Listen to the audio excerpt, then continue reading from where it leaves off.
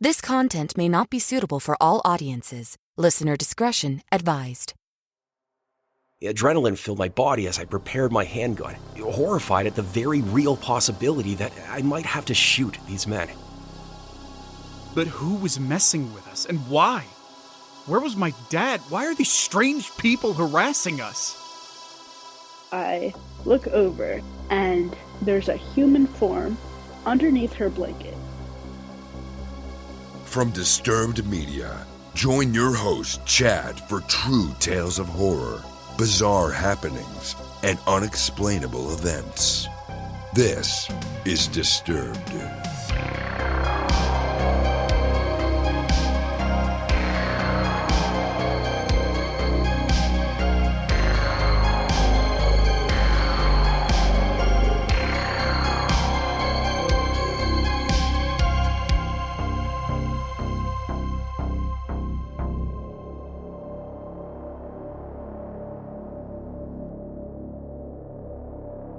Welcome back in, everyone, and thanks for joining me.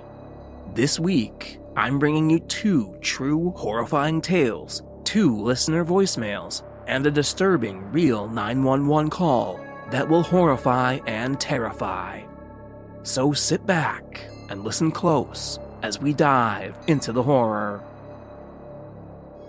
We open the show hearing from Reddit user HNA Ryder, featuring voice work by Matt Bradford. And we have some late-night visitors.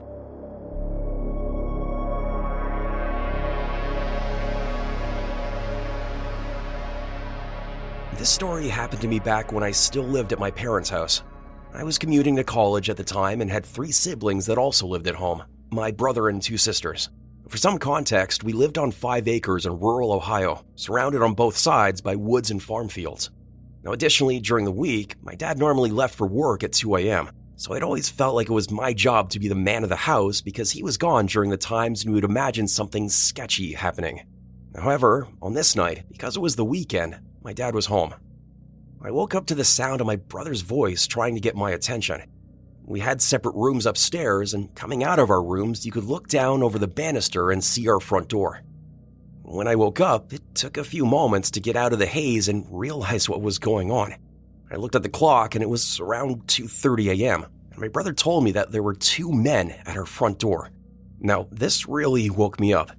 We quietly walked out of my room and peeked over to look down at the front door. When we looked, there was no one at the door, but I had noticed my parents off to the side, out of view of the glass of the front door. I whispered down to my dad, and he told me there were 2 guys who had been talking to each other and knocking on the door. Hearing my dad say this freaked me out even more. I went back to my room and grabbed my pistol, quickly shuffling down the stairs after looking to make sure they weren't at the door. If they had been, they would have easily seen me coming down the stairs as it is in direct view of the door.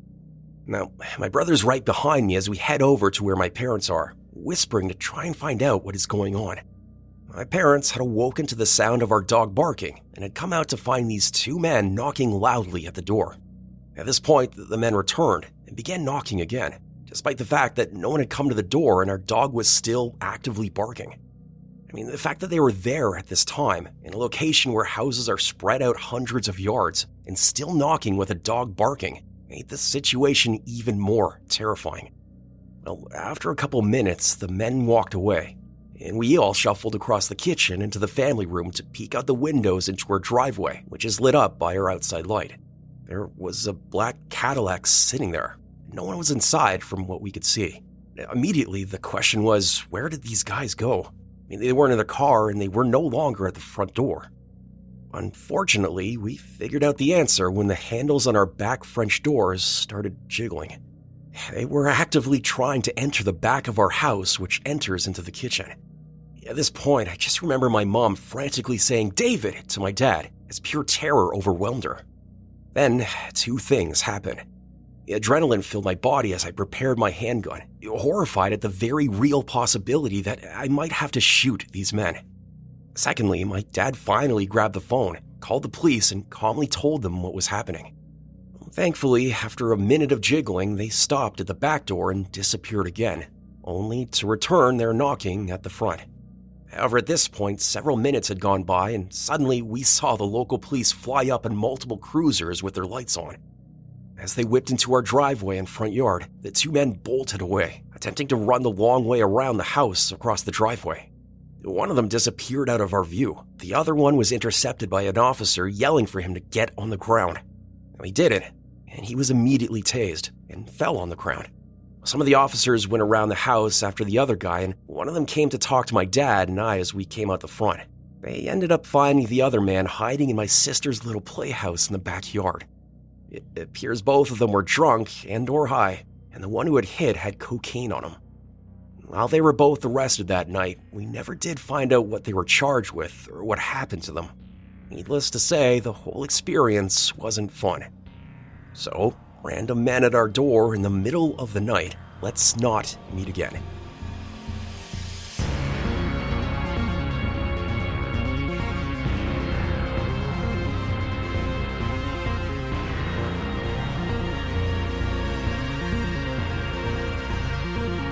Get your voice on Disturbed with our hotline, available 24/7 completely free. Tell us your experience or just leave your comments on the show. Visit hotline.disturbedpodcast.com on your mobile device or computer.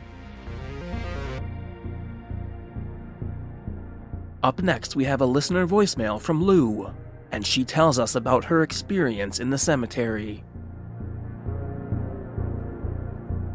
Hi, my name's Lou. I love your podcast. Thank you, Chad, and all the voice actors for everything that you do. I've been listening for a couple of years now. It's my favorite thing to do on a Thursday night after work, to draw a bath, light some candles, turn off the light, and listen to the new podcast of the week. So thank you so much for all you do. I do have a story to share with you guys. This happened Halloween weekend, and I was with a couple of friends. We were pretty close. We were all in band and orchestra together, and after school or on the weekends, we would smoke weed and skateboard around. Just good friends, good teenager fun. And my friend Ben, his family actually owned the cemetery across the street from his house. This Halloween weekend, myself, Ben, and our friends Lance and Josh decided that we were going to bring a Ouija board into the middle of Ben's cemetery. And we're fully aware that that's not what you're supposed to do. I'm pretty sure it says on the instructions of a Ouija board to never use it in a cemetery. But we thought we were cool and badass, so we were like, we're gonna go do it. So we take off with our skateboards, and we have backpacks full of candles and the Ouija board, and we roll up to the cemetery. Ben unlocks it for us. And this night it was a really nice night. It was really dark, and the air was completely still, which was pretty strange for a night in October on the Jersey Shore. But it was a nice night regardless. So we're walking into the cemetery, and the way that it's laid out is there's one path from the entrance of the cemetery that leads straight forward into kind of like a circle, that part that has like tile, and that has a couple of benches around. And then from that middle part, there's a couple of paths that lead straight out into the rest of the land of the cemetery so that you can walk and visit loved ones and whatnot. So we decide to set up in the middle of the cemetery in this circle. We take out the candles, we light the candles, we open up the board, and our friend Lance wanted no part. He was just there for moral support. So he was sitting kind of on the outside of our little Ouija circle. So myself, Ben, and Josh, we opened up the board, as you do. We were circling the piece around the middle, and then we started asking questions, and nothing really happened. We didn't get any answers. It didn't really move. Josh tried to scare us at one point and moved it himself. But then we laughed it off, and like we're pushing each other or whatever. And then before we decided to close it out, we were like, okay, like nothing's really going on. Let's just close it out and go light a fire or something and sit around a campfire. So as we're about to close out, the piece starts moving. And at first we were like, Josh, it's not funny anymore. It's funny the first time. This isn't funny. And he didn't say a word. He was like, I'm not moving it. I wasn't moving it, and Ben said that he wasn't moving it, and it was moving towards the Z, and then it was moving towards the O. And any avid spooky people will know what that is. At the time, I didn't know. Ben didn't know either. But Josh knew what Zozo was. And he turned white as a ghost. And he was like, we need to close this out right now, immediately. So we go to close it out. We say goodbye. We start circling it around the board. And then it all happens so fast. The candles, and remember I said that it was a really still night. There was zero wind in the air. The candles all went out. The board piece flew up and hit Josh in the chest. And then Lance, our friend that was not part of the circle, his vape started heating up in his pocket. And he pulls it out of his pocket, and we can all see that the coil of his vape is hot red. I mean, it is like, we can hear it steaming. And he's throwing it between his hands like a hot potato because it's so hot. So we all look at each other and we decide to book it out of there. We throw all of our shit into our bags and we grab our skateboards and we run as fast as possible. I don't think I've ever run that fast in my entire life. We make it out and Ben closes and locks the gate and we run back to his place and discuss the happenings. It was really spooky for sure, but lesson learned, don't ever do a Ouija board in the cemetery. Looking for even more Disturbed? Join us on Patreon for ad-free listening, shout-outs, and Disturbing Calls bonus episodes at patreon.com/disturbedpodcast. Apple users can subscribe to Disturbed Media Premium directly in the Apple Podcasts app. You're listening to Disturbed. Now, back to the horror. Next up, we hear from Reddit user Dallas Mystery Show, featuring voice work by Stephen Brink, and we have someone disappear.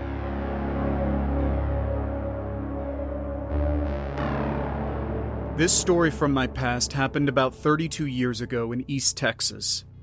My mom and dad divorced when I was 16 years old, and my brothers and I lived with my mom. My dad visited us once in a while, but not really on a consistent basis. He was a gambler, one of the reasons my parents split up, and tended to not come around when he was broke. But on the rare occasion that he won big, he would visit and spend money on us, and then disappear again. My dad said he had a job as a shuttle driver for a local hotel. He told my brothers and me that the shuttle driving was just a cover, that he actually worked for organized crime, which he claimed owned the hotel.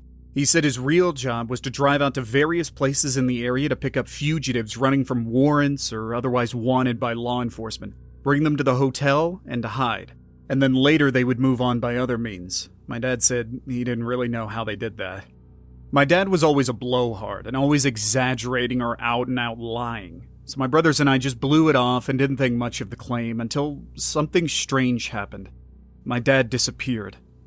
It was 1988 and I was 22 years old and a college student still living at home. I worked as a full-time disc jockey on the overnight shift, 10 p.m. to 7 a.m. at a local radio station. My middle brother was 19 years old, lived in an apartment with a friend, and worked at a nearby Dairy Queen. My youngest brother was 9 and also lived at home. One day my brother called my mom and me and asked us if we knew where my dad was. He said some men came to the Dairy Queen while he was at work and asked him if he had seen my dad recently. My brother truthfully told them that he hadn't seen or heard from my dad in months, and that he often does that, cuts off contact for months at a time. My brother said these men didn't say who they were, but seemed satisfied and left. My brother wondered if these men or anyone had called to talk to us and ask us where my dad was. The following day, my brother says the men returned to his work and this time flashed badges and claimed to be FBI agents. He says they were aggressive and demanded that my brother tell them where my dad was. My brother kept insisting, truthfully, that he didn't know where my dad was, that the last he heard he worked at a local hotel as a shuttle driver. But the experience upset him, and he called my mom and me again, upset. My mom called the hotel where my dad worked. The man she spoke to said my dad had disappeared weeks ago, and he had no idea where he went. The following day, my brother was at work when his roommate called and said that someone had apparently been in their apartment. The roommate claimed that when he got home from work, he found the sliding glass door open and the place ransacked, but nothing appeared to be missing. My brother, very upset, went to his apartment and found that, in fact, his address book was missing from the breakfast nook, and a teddy bear he recently bought for his son, and a photo of his son were missing from his bedroom. Now, my brother and my mom and I were beside ourselves with anger, fear, paranoia. We went to the local FBI office to complain that the FBI had done this, and to tell them once and for all my brother does not know where my dad is. Well, as you might have guessed, the FBI claimed no knowledge of the event and claimed that they were not looking for my dad. They said none of their agents had contacted my brother. Furthermore, when my mother told them my dad had claimed that he worked for organized crime, the FBI would neither confirm nor deny that the hotel had ties to organized crime, or that there was even an investigation going on. My mom called the hotel again and told the manager that men were looking for my dad, that they were terrorizing my brother, and flat out asked the guy if there was any truth to my dad's claim to be working for organized crime. The man laughed and told her there's no such thing as the mafia. While we were trying to make sense of all these weird details, we kept wondering why my brother was being harassed, but not my mother or me. That's when I was reminded of a weird event that happened to me about 2 or 3 weeks prior. Because I worked overnight, I was often awake in the middle of the night on my days off with nothing to do. One night, I went to the local cable TV company where my friend worked as a computer system operator to hang out with him for a few hours and BS a little. At about 3:30 a.m., he had a big computer job to do, so it was time for me to go home, so I left. As soon as I pulled out from his company's driveway, a car was immediately behind me, tailgating me. I mean, he was on me so quickly it scared the crap out of me. The car seemed to just appear out of nowhere. He also had his high beams on and was blinding me, and I couldn't make out anything about the car behind me. I couldn't see inside to see how many people were in the car, what they looked like, or anything. I couldn't even see what kind of car it was. I changed lanes to let the tailgater pass, but he changed lanes with me. I moved again and again moved. He was tailgating me and blinding me, and now seemed to be following me. I stopped at the intersection and got in the left turning lane with my signal on, and he got behind me. Since there was no traffic at all around, when the light changed, I zoomed across the intersection, streaked across all the lanes of traffic, into the far right lane, and through the intersection, trying to lose them. He followed me. Now it was absolutely clear, for sure he was following me. I cut into a nearby neighborhood and tried to lose them, but he kept following me anyway. I finally managed to zoom back out into the intersection and crossed over and went to the 7-Eleven at the corner, and jumped out and ran inside and yelled to the clerk that someone was following me. As I did, I saw the car that was following me cut through the parking lot of the 7-Eleven, and for the first time I got a look at the car. It was a late model tan-colored 4-door, and there were 2 white guys in it. The clerk just blew me off and said I was exaggerating, that it was probably just kids messing with me, and to let it go. I left, but I was still spooked by it, and didn't want to go straight home. I was afraid they might follow me, and I didn't want them to know where I lived, so I went to my workplace. I knew that the disc jockey on the air that night would be my friend Paula, so I decided to go visit her on the air for a while and hang out and calm down. I told her what happened and hung out for about 2 hours, so she felt it was probably just some punks being jerks, and that calmed me down. But when I got home, now over 2 hours since this car harassed me, the damn car was at my house. As I was coming down the street to my apartments, about to turn right, I saw the damn car pull out of my apartments. And as it passed me, the SOBs flashed their high beams on and off at me.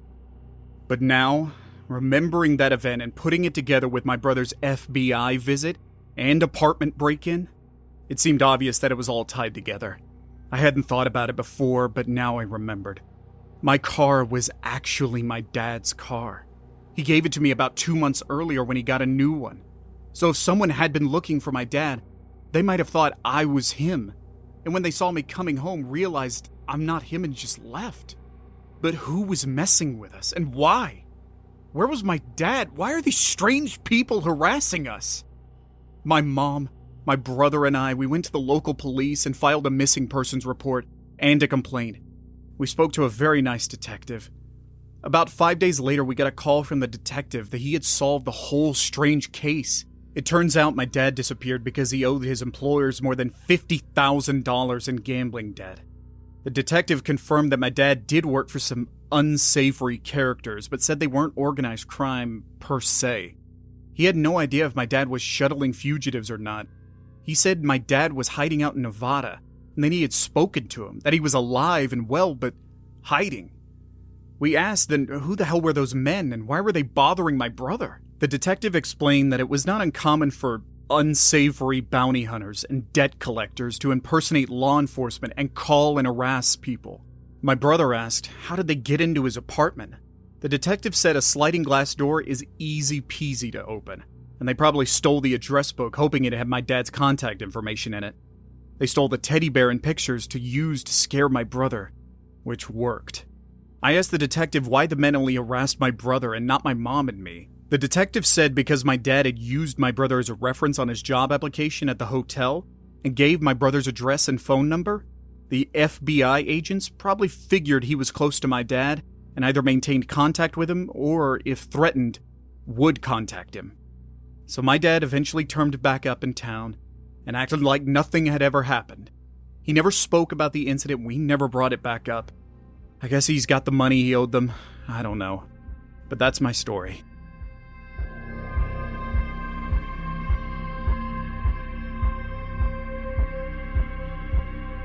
Are you loving the show?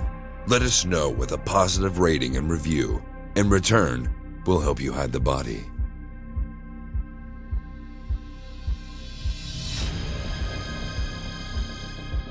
Up next is a listener voicemail from Lena, and she lets us know about her haunted dorm room.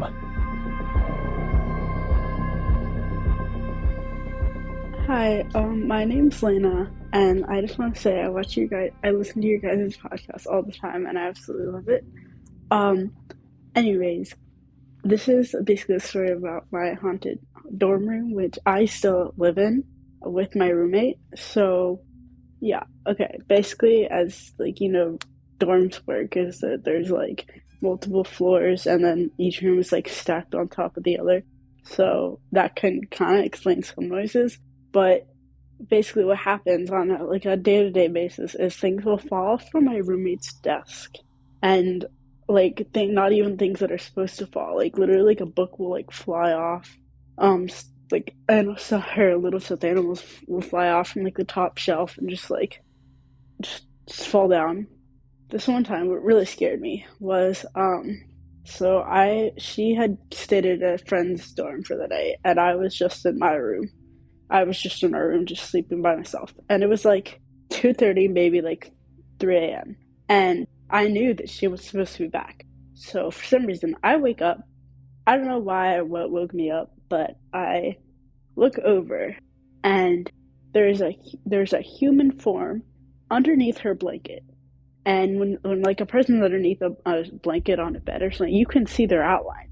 When I look over for some reason, and I see someone underneath her blanket, and I call out, I'm like, Tia, knowing damn well she's not going to respond, but I just needed some sort of valid explanation. And obviously she doesn't respond.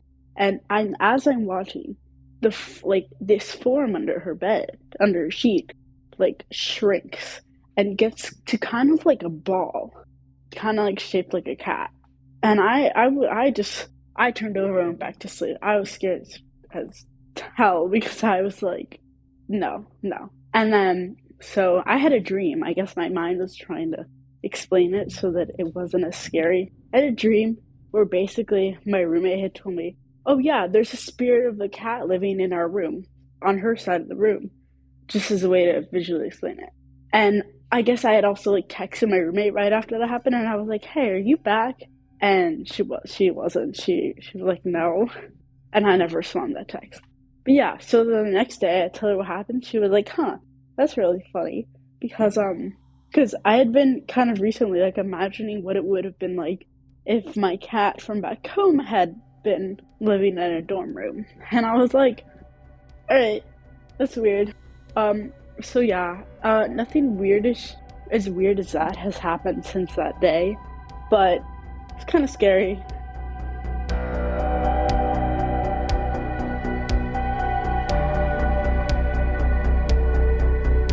Do you have your own terrifying encounter? Did something unexplained happen to you? Let us know and get featured on the podcast.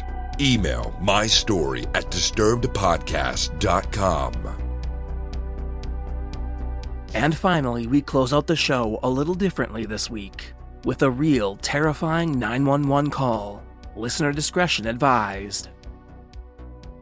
Cedric Larry Ford was a painter working at Excel Industries in 2016. He had a relatively lengthy criminal record and had been served a restraining order by his ex-girlfriend.